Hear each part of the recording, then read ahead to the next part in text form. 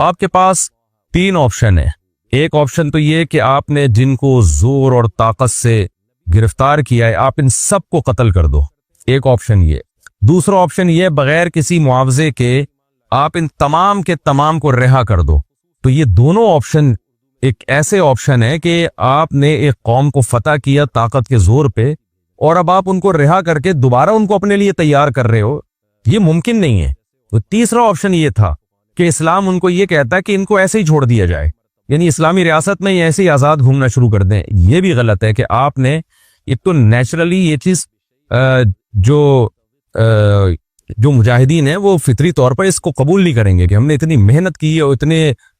جو ہے وہ محنت کے بعد ہم نے کسی قوم کو فتح کیا تو ہم کیسے چھوڑ دیں اس کو. تو تیسرا ایک اعتدال والا آپشن یہ تھا کہ ان کو غلام اور باندیاں بنا لیا جائے. تو غلام اور باندی بنانے میں کیا ہوگا کہ جس کا غلام ہوگا اس کے حوالے کیا جائے گا کہ اب اس میں کوئی خوبی ہے تو وہ خوبی آپ کی طرف منسوب ہوگی, اس میں کوئی خامی ہے تو آپ کی طرف منسوب ہوگی. تو لوگوں نے غلاموں کو اپنی اولادوں کی طرح پالا ہے اسلامی تاریخ میں, غلاموں کو پڑھایا لکھایا, یہاں تک کہ غلام حکمران بھی بنے ہیں, غلام گورنر بنے علاقوں میں. بڑے محدثین فقہ ایسے ہیں جو غلام تھے. کیوں؟ جب کسی کے مکمل ہینڈ اوور کر دیا گیا نا اس کے خادم بنا کے اور غلام بنا کے, تو اب اگر وہ کوئی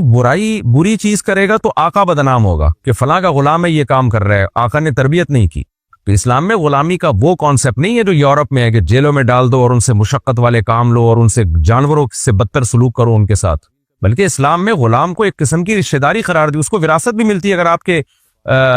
یعنی غلام جب مر جائے گا نا تو اس کی وراثت مولا کو ملے گی اگر اس کے کوئی دوسرے وارثین نہیں ہے. تو ایک حدیث میں آتا لحمتن کا لحمت النسب, یہ جو غلامی ہے نا یہ نسب کی طرح کا ایک رشتہ اسلام نے بنا دیا اس کو, نسب کی طرح کا, یعنی اس کو ایک لحاظ سے آپ کی اولادوں کی طرح بنا دیا اسلام. تو کتنے بڑے محدثین ہیں, نافع عن عبداللہ بن عمر, مشہور محدث حضرت نافع, یہ عبداللہ بن عمر کے غلام تھے جو آذربائیجان سے آپ ان کو گرفتار ہوئے تھے. اس کے بعد ان کے غلام بنے اور اتنا علم حاصل کیا کہ بخاری میں کتنا نام ہے حضرت نافع کا جو عبداللہ بن عمر کے غلام تھے, اور کتنی ان کو عزت ملی اس سے. تو یہ غلام جب مرد کی شکل میں ہوگا یا عورت کی شکل میں ہوگا, تو عورت کی شکل میں اگر یہ ہے تو پھر اگر اس سے آفا کو سیکشول ریلیشن کی اجازت نہ دی جائے تو اس میں 2 نقصان ہے. ایک یہ کہ سوسائٹی میں زنا پھیلے گا, اس عورت کا نہ کوئی شوہر ہے نہ کوئی اس کا مولا کو آپ اجازت دے رہے ہیں کہ اس سے ریلیشن قائم کرے, تو یہ عورت کہاں جائے گی؟ اس میں بھی ڈیزائرز ہے نا, وہ زنا کی طرف جائے گی,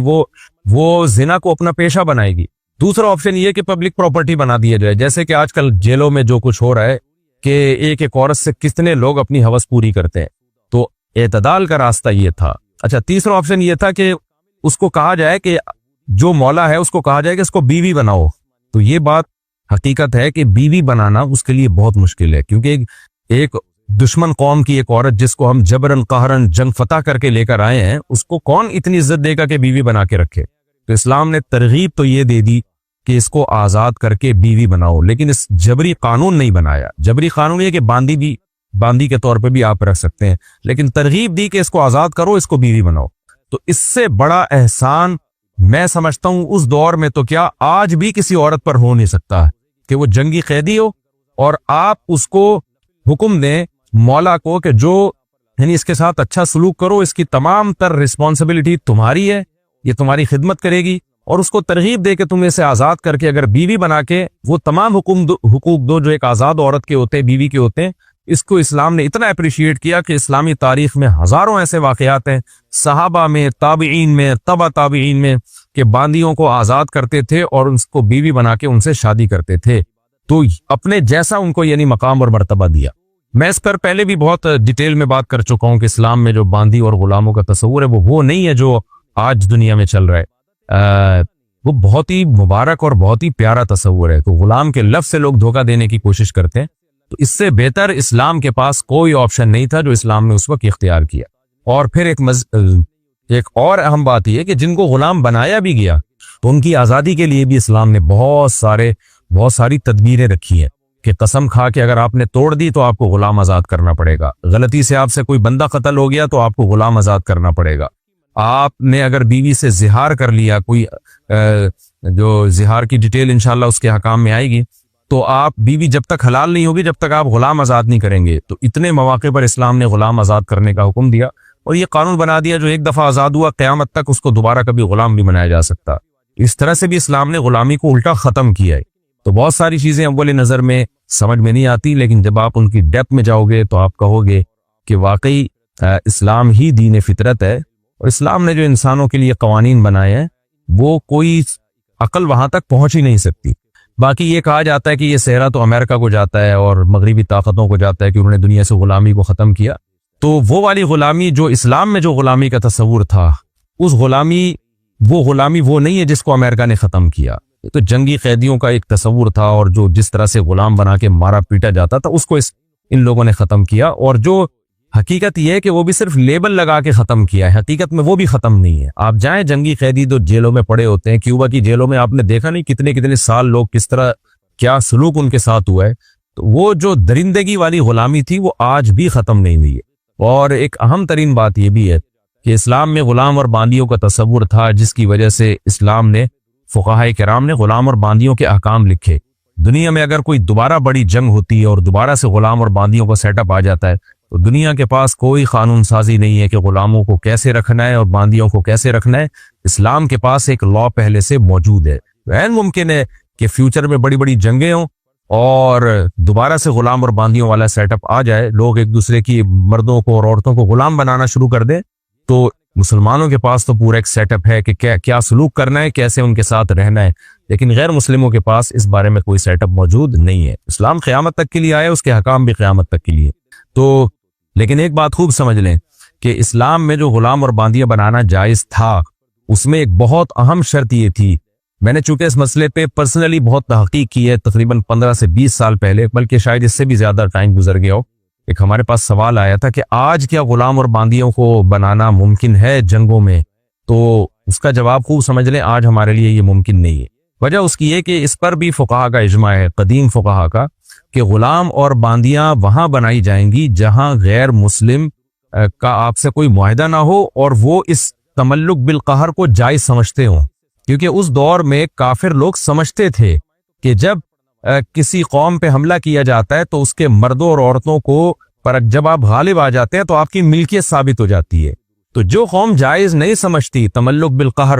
اس کو کہتے ہیں فقہ کی اصطلاح میں تملک بالقہر، یعنی کسی پر جبرن آپ نے قبضہ کر لیا تو آپ اس کے مالک بن جائیں گے. تو یہ اسی قوم کے لیے حلال ہے، جو حلال کا مطلب اسی قوم کے ساتھ جائز ہے جو اس عمل کو جائز سمجھتے ہو. آج پوری دنیا کا ایک ایگریمنٹ ہو چکا ہے کہ کسی بھی مرد اور عورت پہ اس طرح قبضہ کیا گیا تو وہ غلامی میں نہیں آئے گا. تو اسلام اس ایگریمنٹ کو جائز سمجھتا ہے، کیونکہ اسلام میں غلام اور باندی بنانا کوئی فرض نہیں ہے. نہ اس دور میں فرض تھا، نہ آج فرض ہے، بلکہ ایک آپشن تھا آپ کے پاس. تو اگر آپ ایگریمنٹ کر لیتے ہیں، بین الاقوامی کوئی معاہدہ دنیا کا آپس میں ہو جاتا ہے، تو پھر اسلام اس معاہدے کی پابندی کا حکم دیتا ہے. پھر یوں نہیں کہا جائے گا یہ معاہدہ شریعت کے خلاف ہے. تو لہذا چونکہ دنیا میں ایک ایگریمنٹ ہو چکا ہے تو اس کو جائز ہے آپ کے لیے. اگر آپ ایگریمنٹ کر لیں کہ بھئی ہم جب تم پہ حملہ کریں گے تو تمہارے مرد اور عورتوں کو غلام یا باندی نہیں بنائیں گے، اور تم جب ہم پہ حملہ کرو گے تو ہمیں بھی نہیں بناؤ گے. تو اگر کوئی قوم یہ ایگریمنٹ کر لیتی ہے تو پھر تملک بالقہر یعنی زبردستی کسی قوم پہ غالب آنے سے اس کے مرد اور عورت غلام نہیں بنتے. یہ مسئلہ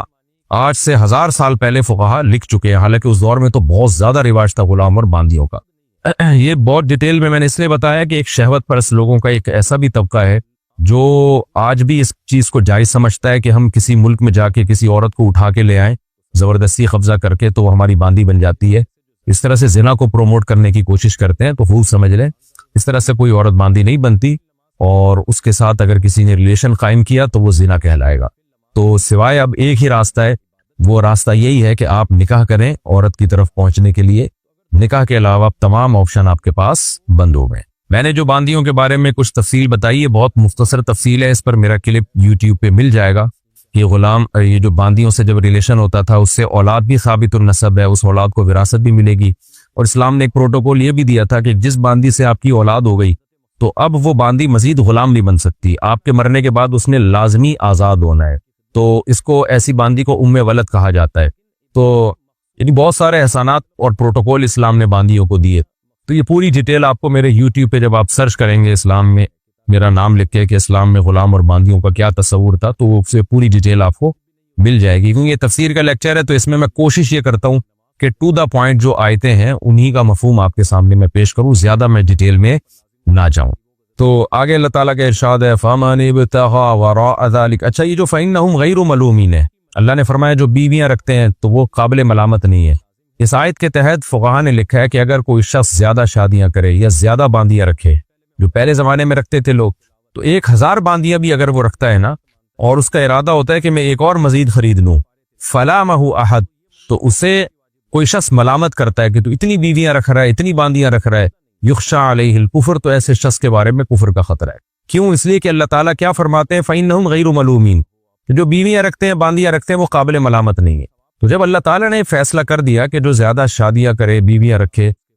اور ان کے ذریعے اپنی ایک ڈیزائرز کو پورا کرتا ہے، بشرطے کہ ان کے حقوق بھی ادا کرے جیسے کہ قرآن نے حکم دیا، تو وہ قابل ملامت نہیں ہے۔ تو پھر ایسے شخص کو ملامت کرنے والے کے بارے میں ڈر ہے کہ وہ اللہ کی گویا اللہ کے جو وضع کردہ قانون ہے اس سے بھی آگے نکل رہا ہے۔ تو اس لیے یہ بہت خطرناک بات ہے جب قرآن نے صاف لفظوں میں کہہ دیا کہ جو حلال طریقے سے اپنی خواہشات پوری کرتے ہیں وہ قابل ملامت نہیں ہے۔ اسی میں یہ بھی داخل ہے کہ ایک بڑی عمر کا آدمی ایک چھوٹی عمر کی لڑکی سے شادی کرتا ہے، نہ لڑکی کو اعتراض ہے، نہ اس کے ابا کو اعتراض ہے، نہ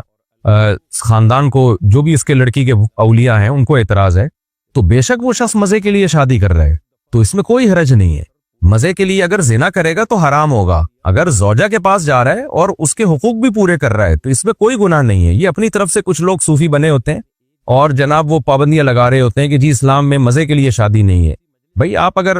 اچھی خوراک کھاتے ہیں صرف زبان کے چٹخارے کے لیے لیکن حلال ہے وہ، تو جب اس پہ وہ قابل ملامت نہیں ہے، لوگ سموسے پکوڑے کھا رہے ہیں، نہاریوں میں نیبو نچوڑ کے کھا رہے ہیں صرف زبان کے چٹخاروں کے لیے، کوئی ڈاکٹر نے تھوڑی مشورے دیے ہوتے ہیں، تو جب ایسا شخص قابل ملامت نہیں ہے، تو اگر کوئی شخص صرف اس لیے نیت نکاح کر رہا ہو کہ میں عیاشی کروں گا لیکن ان کے حقوق بھی ادا کروں گا، یہ حقوق کی بار میں بار بار اس لیے کہہ رہا ہوں کہ ایسا نہ ہو کہ حقوق کو بھی سے نکال دیں، تو وہ بھی قابل ملامت نہیں ہے، اس کا اپنی پرسنل لائف ہے، جو مرضی کرے وہ، لوگوں کو اس پہ بھی اعتراض ہوتا ہے۔ ہاں یہ الگ بات ہے کہ جن لوگوں کا مینٹل لیول اوپر کا ہے، ذرا اچھا سوچتے ہیں، بڑا سوچتے ہیں، تو ان کے لیے شادی میں صرف مزے کے لیے نہیں کر رہے ہوتے وہ، جیسے ہمارے نبی صلی اللہ علیہ وسلم نے جو نکاح کیے ہیں تو اس میں بڑی بڑی مصلحتیں تھیں، حکمتیں تھیں، حالانکہ بڑی بڑی عرب کی خوبصورت عورتیں تھیں جن کے سے آپ نے نکاح نہیں کیا، لیکن آپ صلی اللہ علیہ وسلم نے بیوہ عورتوں سے نکاح کیا، حضرت عائشہ سے نکاح کیا کیونکہ وہ ذہین فتین بہت تھی، آگے اللہ نے ان سے دین کا کام بہت لینا تھا۔ پہلا نکاح آپ نے کیا حضرت خدیجہ سے جو آپ سے عمر میں 15 سال بڑی تھی، تو نبی کی سیرت یہ بتاتی ہے کہ آپ صلی اللہ علیہ وسلم کے پیش نظر نکاح میں معاذ اللہ عیش و عشرت نہیں تھا۔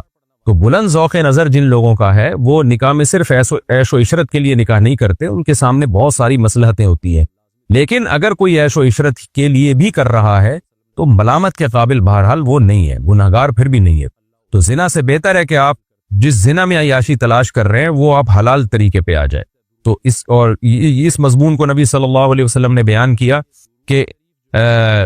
تنکح المرأۃ لاربع، صلی اللہ علیہ وسلم نے فرمایا کہ عورت کو 4 وجہ سے عورت سے نکاح کیا جاتا ہے، اس کے حسن و جمال، اس کے خاندان، اس کے مال اور حسب نسب، پھر آپ نے فرمایا سب سے اور اس کی دینداری، آپ نے فرمایا فظفر بذات الدین، سب سے پہلے عورت کے دین کو ترجیح دو۔ تو حسن اور دین میں اگر ٹکراؤ آ رہا ہے تو پھر دین کو ترجیح دینی چاہیے، حسن و جمال کو نہیں۔ تو یہ اس لیے کہ نبی صلی اللہ علیہ وسلم نے بتا دیا کیونکہ دینداری کو ترجیح دینے میں بہت ساری حکمتیں اور مصلحتیں حاصل ہوں گی، اولاد دیندار ہوگی، اور آپ نے دین کو چھوڑ کر صرف حسن کو ترجیح دے دی تو تھوڑی سی عیاشی آپ کی ہو جائے گی۔ تو اس لیے یہ مسئلہ بھی خوب سمجھ لیں کہ کوئی صرف عیاشی کے لیے بھی شادی کرتا ہے، عیش و عشرت کے لیے، لیکن حقوق پورے کرے گا تو قابل ملامت بھی نہیں ہے، گنہگار بھی نہیں ہے۔ لیکن افضل کیا ہے اور زیادہ جو ایک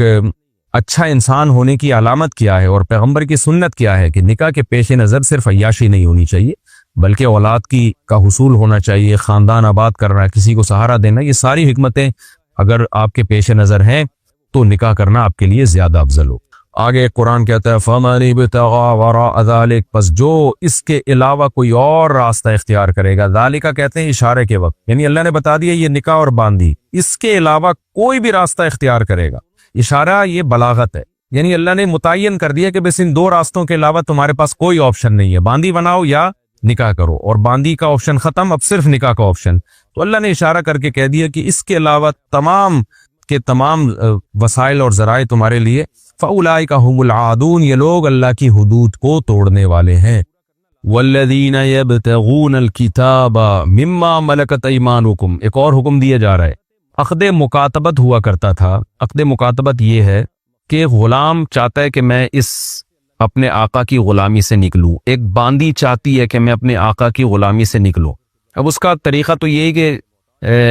کہ مولا جو ہے، جو بھی آقا ہے، وہ کہہ دے کہ میں نے تجھے آزاد کیا، ایک دفعہ بھی کہہ دے گا غلام آزاد ہو جائے گا۔ تو اس میں ریورس نہیں ہے، جیسے طلاق میں ہے نا، جب بیوی کو کہہ دیا طلاق ہے، تو اس میں ریورس گیئر نہیں ہے، مذاق میں کہا ہو یا سنجیدگی سے کہا ہو، طلاق طلاق ہوتی ہے۔ تو طلاق میں تو اللہ نے پھر بھی 3 الفاظ رکھے ہیں کہ 3 دفعہ کہو گے تو نکاح ختم ہوگا، لیکن غلامی میں 1 دفعہ کہنے سے ہی غلامی ختم ہو جاتی ہے۔ اسی طرح طلاق کو اگر آپ مشروط کر دیں کہ فلاں کام کیا تو بیوی کو طلاق، تو فلاں کام کرتے ہی طلاق ہو جائے گی۔ اب یہ الفاظ بھی واپس نہیں ہو سکتے، تو غلامی میں بھی ایسے ہی ہے کہ فلاں کام کیا تو تم آزاد ہو، تو اب یہ الفاظ بھی ریورس نہیں ہو سکتے۔ تو طلاق اور غلامی کی آزادی، اس میں اسلام نے مذاق کو بھی حقیقت بنایا اور حقیقت کو بھی حقیقت، اور یہ ایسے الفاظ ہیں کہ ان سے آپ پیچھے نہیں ہٹ سکتے۔ فرق صرف اتنا ہے کہ طلاق میں کیونکہ میاں بیوی کا رشتہ ٹوٹ رہا ہے، اس میں نقصان کا اندیشہ زیادہ ہوتا ہے، تو اس لیے طلاق کے الفاظ جب تک 3 دفعہ نہیں دہرا لیتے تو مغلظ نہیں ہوتی، یعنی رشتہ ختم نہیں ہوتا، 1 اور 2 طلاقوں کے بعد رجوع کا حق رہتا ہے۔ لیکن غلام کو آزاد کرنے میں چونکہ انسانیت کا بھلا ہے، فائدہ ہے، غلام پر احسان ہے، تو اس میں شریعت نے 3 الفاظ نہیں رکھے، 1 دفعہ بھی بول دیا تو ہو جائے گا وہ۔ پھر دوسری بات یہ کہ طلاق میں ایک طلاق کا طریقہ ہوتا ہے خلا۔ خلا کا مطلب بیوی سے ایگریمنٹ کر لیا کہ بھئی تم مجھے اتنے پیسے دے دو تو تم آزاد ہو، تو عورت جب اتنے پیسے دے گی تو وہ آزاد ہو جائے گی، جس کو خلا کہا جاتا ہے کہ قرآن میں سورہ بقرہ میں نے ڈیٹیل سے بتایا نا، فلا جناح علیہما فیما افتدت بہ، عورت جو فدیہ دے کے اپنی جان چھڑاتی ہے تو مرد اگر اس فدیہ کو قبول کر لیتا ہے تو بھی نکاح دونوں کے درمیان ختم ہو جائے گا۔ کسی بھی وجہ سے عورت چاہ رہی ہے کہ میں نے مرد کوئی معقول وجہ ہو نہیں رہنا چاہتی تو دونوں ایگریمنٹ کر سکتے ہیں۔ عورت کہہ سکتی ہے کہ بھئی میں تمہیں مال یعنی اپنا مہر واپس کرتی ہوں اور اس مہر کے بدلے میں پھر آزاد ہوں، تو مرد اگر اس پیشکش کو قبول کر لیتا ہے تو مہر لیتے ہی طلاق واقع ہو جائے گی۔ غلاموں میں یہ ہوتا تھا کہ بعض دفعہ مولا کو پیسوں کی ضرورت ہوتی ہے، اب غلام جو بھی کماتا ہے نا وہ اس کے مولا ہی کا ہوتا ہے، غلام اپنی کسی چیز کا مالک نہیں ہوتا۔ تو مولا جو تھا، غلام کا جو آقا تھا، وہ غلام یا باندی سے ایگریمنٹ کر سکتا ہے، اب بھی اگر غلام باندیوں کا رواج ہو تو، کہ بھئی اتنے ٹائم کے اندر اگر تم نے اتنے پیسے کما کے مجھے دے دیے تو تم آزاد ہو۔ اب جب غلام سے ایسے ایگریمنٹ ایک دفعہ کہہ دیا نا، زبان سے ایک دفعہ بھی کہہ دیا، چاہے مذاق میں کہا ہو یا حقیقت میں کہا ہو، تو یہ ایسے عقود ہیں جن میں حقیقت بھی حقیقت ہے، کیونکہ اس کا آزادی سے تعلق ہے نا۔ تو اگر کسی مولا نے کہہ دیا کہ بھئی تم نے 6 مہینے میں اتنے پیسے اگر کما کے مجھے دے دیے تو تم آزاد ہو، تو اب یہ ایگریمنٹ ہو گیا اگر غلام نے اس کو قبول کر لیا۔ اب کیا ہوگا کہ 6 مہینے یا سال یا جو بھی ٹائم دیا ہے، غلام اتنے پیسے کما کے مولا کو دے دیے، تو جیسے ہی پیسے پورے ہوں گے آٹومیٹیکلی غلام آزاد ہو جائے گا، یعنی مولا پھر اس پیشکش کو واپس نہیں لے سکتا کہ میں یہ ایگریمنٹ ختم کر رہا ہوں۔ اس کو کہتے ہیں عقد مکاتبت، کتابت سے نکلے، چونکہ یہ چیزیں عام طور پہ لکھی جاتی تھی تاکہ کوئی بعد میں مکر نہ جائے، دونوں طرف سے یہ ایگریمنٹ لکھا جاتا تھا، تو اس لیے، ورنہ لکھنا ضروری نہیں ہے، زبان سے بھی کہہ دیا تو بھی کافی ہے۔ تو اسلام نے اصل ترغیب تو یہ دی کہ بغیر کسی ایگریمنٹ کے اور پیسوں کے معاہدے کے غلاموں کو آزاد کیا جائے، جیسے کہ بہت ساری مقامات پر ہے، سورہ بلد میں آپ نے پڑھا کہ وما ادراک ما العقبہ فک رقبہ، تمہیں کیا پتا کہ اسلام کی گھاٹی کیا ہے؟ اسلام نام ہے غلام کو آزاد کرنے کا۔ تو قرآن میں بہت سارے مقامات پہ اللہ نے غلاموں کو آزاد کرنے کی، یعنی قرآن و سنت میں بہت سارے مقامات پہ اللہ نے غلاموں کو آزاد کرنے کی ترغیب دی۔ پھر قسم کے کفارہ، قتل، غلطی سے کوئی بندہ قتل ہو گیا تو اس کے کفارے میں غلام کا آزاد کرنا ہے، زہار کر لیا بیوی سے جس کی ڈیٹیل 28ویں پارے میں انشاءاللہ آئے گی، تو اس کا کفارہ ہے غلام کا آزاد کرنا۔ اس کے علاوہ اگر کوئی فری میں آزاد نہیں کرتا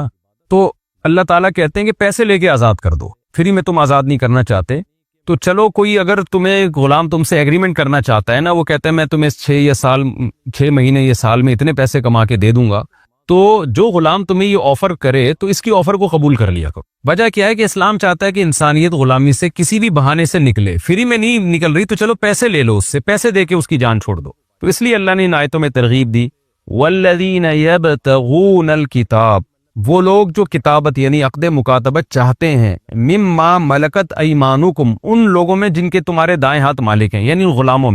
غلاموں میں جو بھی عقد مکاتبت چاہتے ہیں، فکاتبوہم، تو ان سے عقد مکاتبت کیا کرو، اس پیشکش کو ٹھکرایا نہ کرو، پیسوں کو ترجیح دو اور انسان کو غلامی کے طوق سے نکال دو۔ ان علمتم فیہم خیرا، اگر تمہیں ان میں کوئی خیر نظر آتی ہے، وہی بات جو پچھلے ایپیسوڈ میں تھی کہ غلام اور باندی کے نکاح میں بھی اللہ نے کہا کہ جو ان میں صلاحیت والے ہوں ان کا نکاح کراؤ، کیونکہ غیر مسلموں کی بڑی تعداد غلام بنتی تھی میدان جنگ میں جن پہ قبضہ ہوتا تھا، اور ان میں اخلاقی برائیاں بہت زیادہ ہوتی تھی۔ تو بعض غلام اور باندیاں ایسے ہوتے تھے کہ ان کے بارے میں خطرہ یہ تھا کہ ان کو اگر آزاد کر دیا تو یہ سوسائٹی کے لیے ناسور بن سکتے ہیں، یہ کرمنل ایکٹیویٹیز میں جائیں گے، یہ جرائم میں جائیں گے، تو ان کا غلام رہنا ہی بہتر ہے۔ ہوتا ہے نا ہماری سوسائٹی میں کچھ لوگ ایسے ہوتے ہیں ان کے پاس اگر کچھ بھی اختیارات آ جائیں تو وہ عذاب جان بن جاتے ہیں سوسائٹی کے لیے۔ تو اس لیے اللہ نے فرمایا کہ نارمل جو غلام اور باندیاں ہیں وہ اگر عقد مکاتبت کر رہے ہیں تو کر لیا کرو، لیکن اگر ان میں تمہیں کوئی خیر نظر آئے، اگر یہ خطرہ ہو کہ بھئی ان کو اگر آزادی ملی یہ تو